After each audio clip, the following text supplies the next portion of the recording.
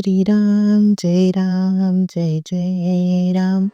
श्री सद्गुरु ब्रह्म चैतन्य गोंदवलेकर महाराजांचे प्रवचन. 26 डिसेंबर. मन स्वाधीन होण्यासाठी मनापासून नाम घ्या. जगात आजपर्यंत पुष्कळ लोकांनी दान धर्म स्वार्थ त्याग केला, पण त्यांच्यामध्ये कर्तेपणाची जाणीव राहिल्याने खऱ्या अर्थाने त्यांना निस्वार्थी बनता आले नाही.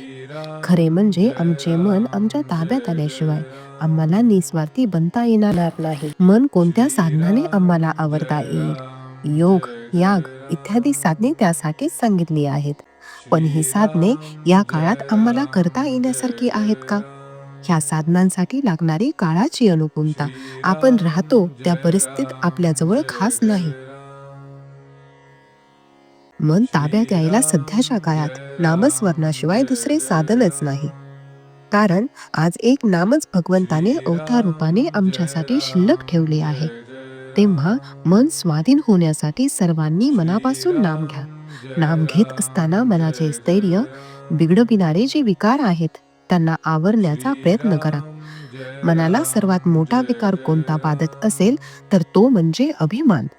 या अभिमानासारखा आपला घात करणारा दुसरा शत्रू कोणी नसेल.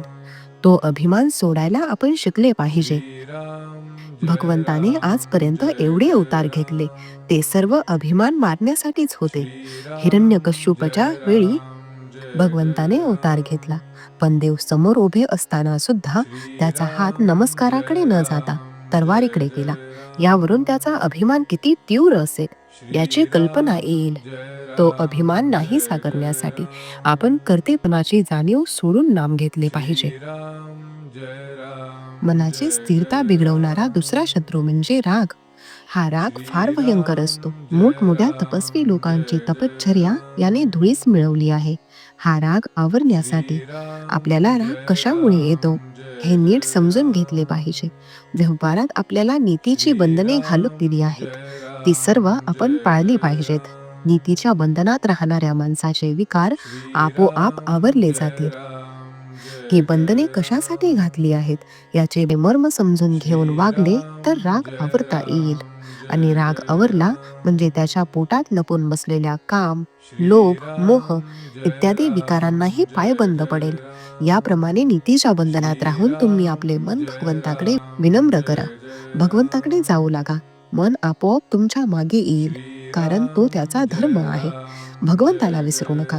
तुमचे मन तुम्हाला आपण होऊन सहाय्य करेल याची खात्री बाळगा. नाम सुरुंगाप्रमाणे आहे. विकाररूपी मोठाले खडक ते फोडून टाकते.